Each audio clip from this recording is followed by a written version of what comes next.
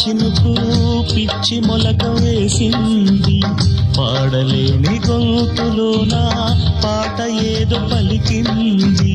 గుండె ఒక్కటున్న చాలు గొంతు తానే పాడగలదు, మాటలన్నీ దాచుకుంటే పాట నీవు రాయగలవు. రాత రాని వాడి రాత దేవుడేమి రాశాడో, చేతనైతే మార్చి చూడు వీడు మారిపోతాడు, మనిషవుతాడు.